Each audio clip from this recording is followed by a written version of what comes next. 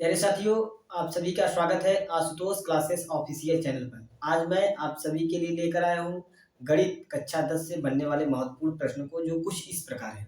तो पहला प्रश्न दिया हुआ है, दो संख्याओं का अंतर 26 है और एक संख्या दूसरी संख्या की की 3 गुनी है, संख्याएं ज्ञात कीजिए। तो सबसे पहले इसको हम हल करते हैं। कैसे हल करते हैं? संख्याएं को ज्ञात करना होगा हमको। यहाँ पर हमको करना होगा, इसको पहले हल लिखना होगा। उसके बाद प्रश्न में दिया क्या हुआ है, दो संख्याओं का अंतर 26 है, एक संख्या दूसरी संख्या की 3 गुनी है। तो आपको यहाँ क्या करना होगा, सबसे पहले संख्या को मानना होगा। माना पहली संख्या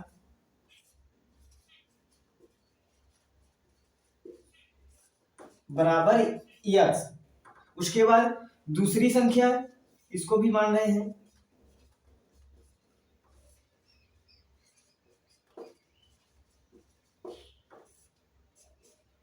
बराबर y। उसके बाद जो प्रश्न दिया हुआ है उस प्रश्न के अनुसार इसको हम हल करते हैं। तो दिया क्या हुआ है, दो संख्याओं का अंतर यानी पहली संख्या x और y का अंतर कितना दिया हुआ है, 26 दिया हुआ है। तो x minus y equal to 26, यानी कि इसका आंसर दिया हुआ है यहाँ पे x बराबर x माइनस वाई का अंतर कितना है, 26। इसको बना देंगे समीकरण नंबर फर्स्ट।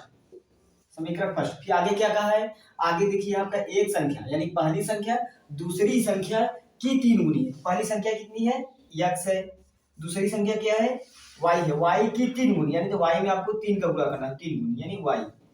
आप लोग देख सकते हैं, इसको बना देंगे समीकरण नंबर 2। इसको बना देंगे समीकरण नंबर 2। आप यहाँ देख सकते हैं समीकरण 2 में x का मान आपको प्राप्त हो गया। x का मान कितना आया, x बराबर 3y। और समीकरण 1 में 2 का मान रखने पर समीकरण एक में यक्स का मान रखने पर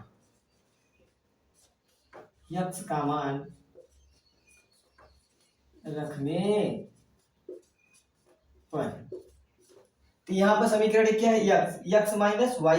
यक्स का मान कितना दिया हुआ है, 3y minus y equal to 26। 3x में 3 वाई में से एक वाई जाएगा, कितना बचेगा, 2y इक्वल टू 26। y बराबर क्या आ गया, y बराबर 26/2 यानी कि इक्वल टू 2 कम 2 2 3 हम 26, कितना बार गया, 13 बार गया। तो यानी कितना आ गया, 13। आप लोग यहाँ लिख सकते हैं y बराबर 13। अब लिखते हैं y का मान समीकरण 1 में रखने पर, फिर से y का मान y बराबर कितना दिया हुआ है, 13। y बराबर 13 समीकरण 1 में रखने पर, समीकरण 1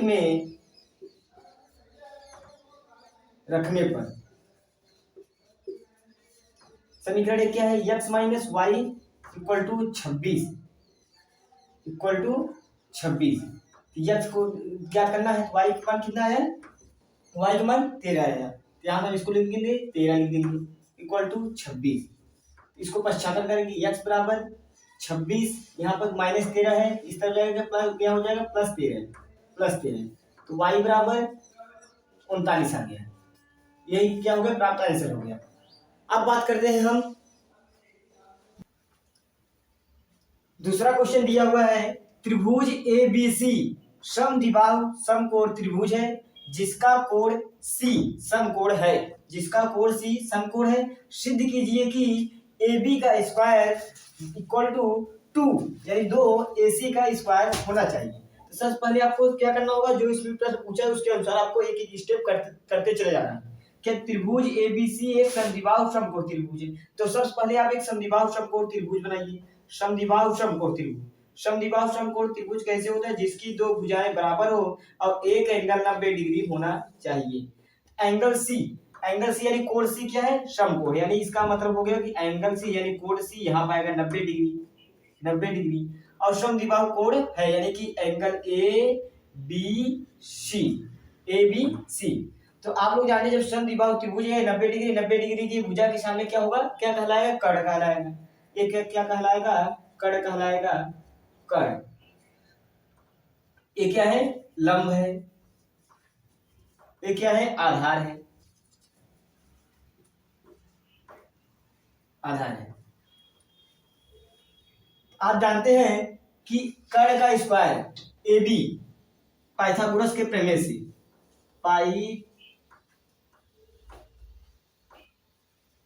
पाइथागोरस के प्रमेय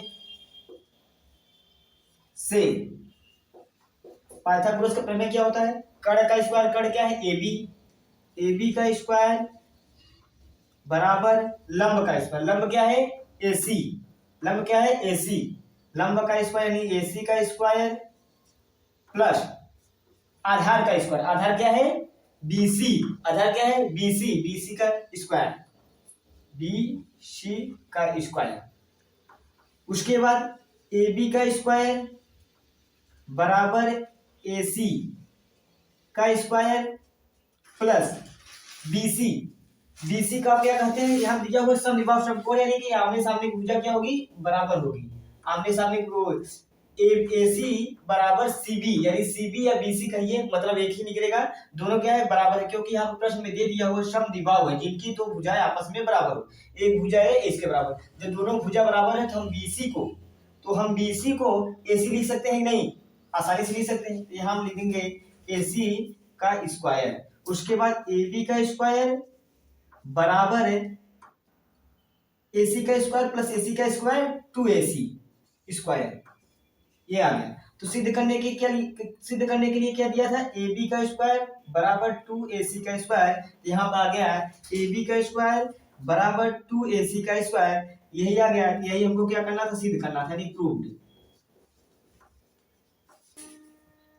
तीसरा क्वेश्चन है, आकृति में DE समांतर DE BC के समांतर है और AD बराबर 1.5 यानी 1.5 सेमी है, AE बराबर होता है 1 सेमी दिया हुआ है, तथा DB बराबर 3 सेमी है। तो EC का मान ज्ञात कीजिए। तो आप लोग यहाँ आकृति बनाए हुए हैं, दिया हुआ देख सकते हैं, त्रिभुज ABC है, त्रिभुज ABC है जिसमें दिया हुआ है DE पैरेलल टू BC यानी समांतर, DE यानी कि A रेखा समांतर किसके है, BC के समांतर है, दिया हुआ है। उसके बाद एक प्रमेय होता है, प्रमेय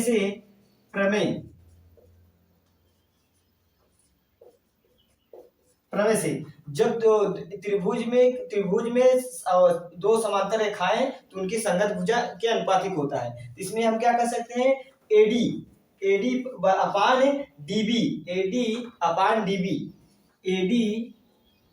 अपान DB इक्वल टू किसके बराबर होता है, AE अपान EC, AE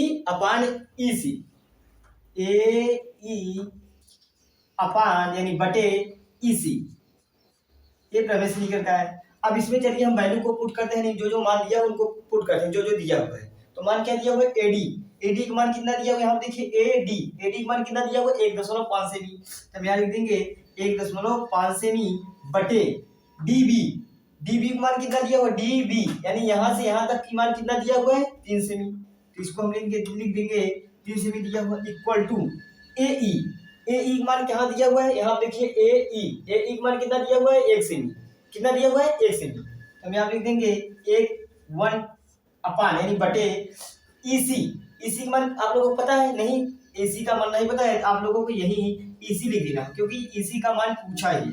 चलिए हम इसको क्रॉस मल्टीप्लाई कराते हैं। सबसे पहले इसको काट देंगे, 1.5 कितना होता है, 1.5, तो 1.5 कम 1.5 कितनी बार गया, एक बार गया, 1.5 दूनी 3 यानी ये कितनी बार गया, 2 बार गया। यहाँ क्या है, 1/2 आया इक्वल टू 1/EC आया। अब इसका चलिए हम क्रॉस मल्टीप्लाई कराते हैं, यानी तिर्यक गुणा कराते हैं। तिर्यक गुणा कैसे कराते हैं, इसका इसमें गुणा, इसका इसमें गुणा, आपस में क्या होंगे, बराबर होंगे। तो EC गुणे 1 करेंगे क्या आ जाएगा, EC आएगा, बराबर 2 को गुणा 1 में करेंगे क्या आ जाएगा, 2 आएगा, यही क्या हो गया, सेमी।